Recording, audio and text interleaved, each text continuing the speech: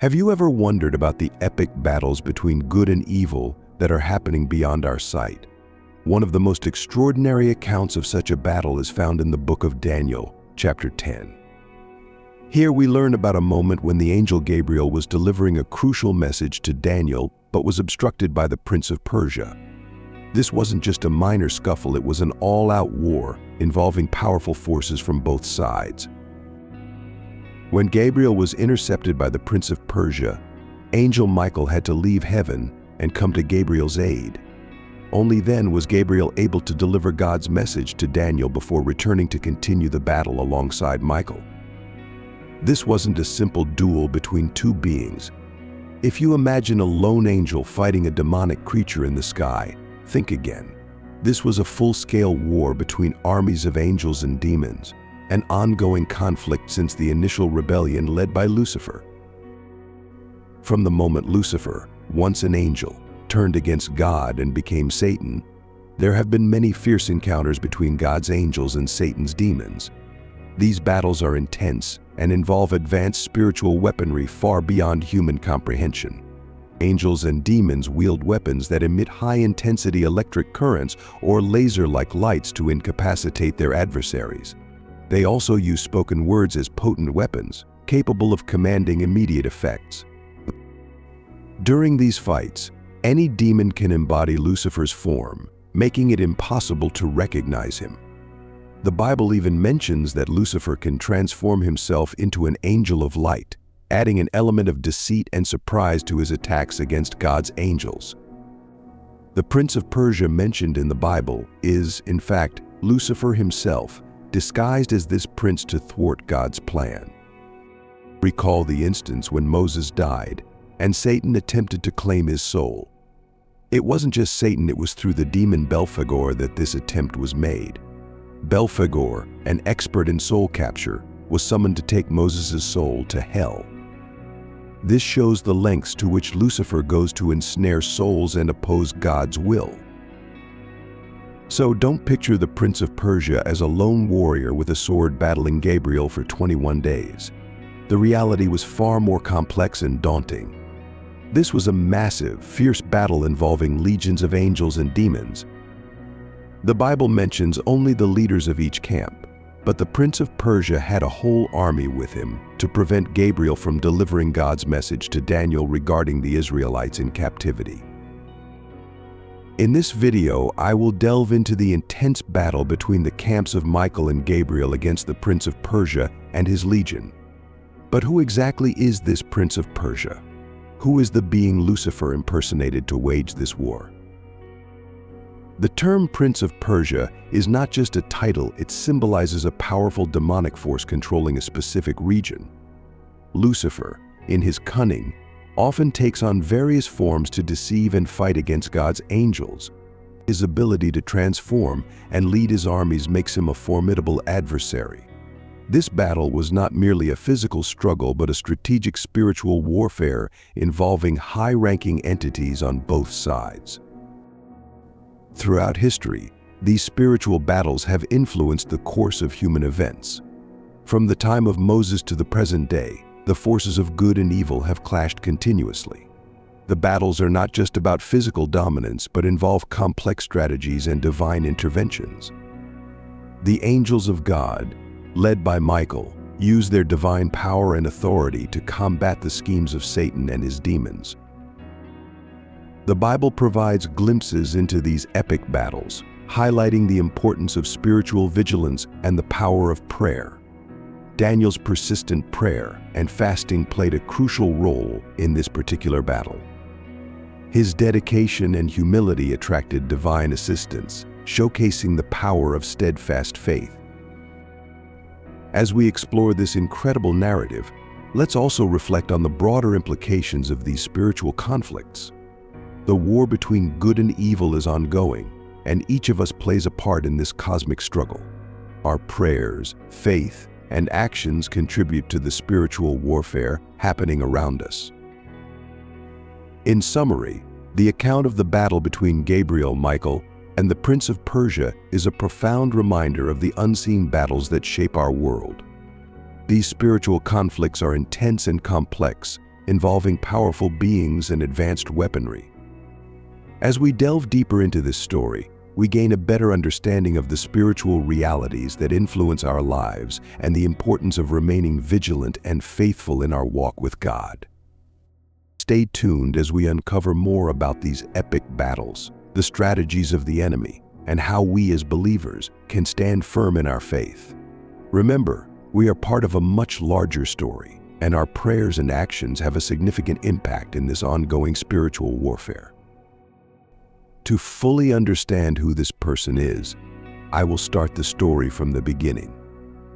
Since the time when Satan declared himself as the grand enemy of God, he has been setting and controlling events around the world just to ensure that things go in his own direction to achieve his goal as the chief enemy of God. You see, after the fall of Lucifer from heaven due to his rebellion and the subsequent setting up of the pandemonium as the headquarters of hell, he has not rested. In fact, he is more hard-working than you will ever think as the times of the end draws near. As Beelzebub became the prince of hell, Lucifer decided to concentrate his energy on the control of kingdoms and empires of the world as the chief evil coordinator. And remember, when God banished the Nephilim from the earth, they became the evil demons controlling the earth from the clouds. Lucifer did not waste any time to recruit them into his fold as his foot soldiers in the execution of all his plans on earth. When he discovered that the humans on earth had structures on the earth that will make it easy for him to penetrate them on the earth, he capitalized on them. He saw that the humans had kings and rulers of their kingdoms, and these leaders of the world had great influence on the lives of their people on earth. They are able to dictate what their people should do and how their people should live their lives on earth. Most of the people of the world had kings, and except the Israelites, who still refer to God as their king at a time. Lucifer was not happy about that, so he had to influence the Israelites to press on Prophet Samuel to anoint a human king for them. This was because before then, Lucifer had been trying to penetrate them as people but was not successful as he expected. The moment God allowed them to have a human king in the person of King Saul, their sorrows began. They began to face the influence of the Lucifer in their affairs as a nation. Lucifer was able to achieve this by influencing the life of the Israelites, the people of God, through their kings and leaders, and the nations of the world that they related with, though Lucifer had started influencing them a long time earlier. For example, he was the evil behind the way the Egyptians' Pharaoh treated the Israelites when they were in captivity in Egypt. They came to Egypt as royalties through Joseph their brother, but left as slaves with Moses their brother. It was Lucifer that was influencing the life of pharaohs of Egypt during their sojourn in Egypt. Their challenges did not stop there with his newfound method of influence. Lucifer continued to influence all the empire and the kings that took the Israelites as captives until this time in Persia, so at this time the Israelites were under the Persian rule, hence the reason the Bible called the demon opposing Gabriel as the pensive Persian. In another word, it simply means the demon in charge of Persia and not the human's king or prince of Persia. Of course, Lucifer is in charge of every demon and everything that happens in the world spiritually. But each of the things that happens in the world is by his influence, is because he uses the demon that has more experience and skills for the specific task at that time.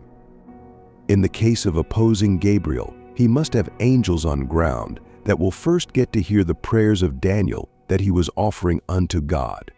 Since he knew that God will surely answer Daniel, he did not wait for the answer to come before taking action. He decided to ambush Angel Gabriel before he could reach the earth. He had angels like Belphegor, Mamum Santana, all leading the direct squad waiting for Angel Gabriel to pass so they will waylay him. As he was coming through the clouds, it was Angel Santana that first saw him and threw a dart at him, knocking him down. As he fell from the sky, he became unconsciousness. But before the demons will come to carry his body, he awoke with force that sent shocking waves to Santana, who attacked him with another blow of force. And he was knocked out again. The other demons rush at Gabriel and encircle him with their laser lights, attempting to suck away his power but could not. they could only roll him in the chains and hang him in the atmosphere. As they tried to harm him, they discovered that there was a great force field around him that does not allow any form of weapon to penetrate him. They tried using swords, spears, and daggers to hit with it, but all failed to penetrate his body. When he woke up the chains, he tried to release himself, but the chains were so strong that he could not release himself by himself. They tried to drag him away from the atmosphere where he was hanged and pull him to Pandemonium, the headquarters of hell, where they have authority. But he became so heavy and immovable for them to carry him away. They decided to leave him in the chains there from first day that he was captured for another 20 days, hoping that the more he stays there, the more he will become weak and the possibility for them to be able to harm him or take him away. Now, since Daniel continued his prayers and without stopping, it came to the attention of God that the message he gave Gabriel to deliver to Daniel was not yet delivered, and there was the need to check up on what happened to him. And it was discovered that Lucifer was the one blocking Gabriel from delivering the message of God to Daniel. God then sent Angel Michael to go for his rescue from the grip of Lucifer. Angel Michael took some of the strongest angels with him and flew to the vicinity where Lucifer was holding Gabriel. On arrival, they met Gabriel still tied and held down in chains, and some demons were guarding him from escaping the captivity. Angel Michael immediately struck the demons, and they fell away from the guard of Angel Gabriel. Angel Michael then untied Gabriel and released him to conclude the delivery of his message, while he and the other angels that came with him stood to engage Lucifer. However, as Gabriel was leaving, Demon Santana threw another dart at him, and it hit Gabriel at his back, making him crash out of his path. But Angel Oriel rushed to grab him from falling before removing the dart from his back. Angel Michael then told Gabriel to hurry up and take the message to Daniel, while he and the other angels will engage Lucifer. As Gabriel was released, he rushed out of the vicinity, while the angels with Michael blocked Lucifer from Angel Gabriel with their wings as he flew away. The fight between the angels and the demons continued while Gabriel went to deliver the message to Daniel. The fact that both the angels and the demons were immortal made the battle last longer than usual, because none of them could die, even if they were struck to dead, so when one camp fired missiles to the other camp, it will hit the camp, causing explosion that may destabilize them for some time. But they will always regenerate to keep fighting. The camp of Lucifer was focused on ensuring that the message did not reach Daniel, while the camp of Angel Michael was bent at ensuring Gabriel was able to deliver his message. This fight continued until Gabriel was able to reach Prophet Daniel and relayed the message to him. One will expect that the message was a written message. Alas, it was a verbal message. And Angel Gabriel had to stay with Daniel for some time for him to write all the messages down before he was able to leave Daniel. Angel Gabriel returned to join Angel Michael and the other angels to intensify their strength and blow the demons away from their path. They were able to force them back into hell where they belonged. But you must remember that Lucifer and the demons have the ability to return to the earth any moment they want, because they control the universe from hell to the earth, since the time of Enoch, and they live to fight another day. Thank you for your support.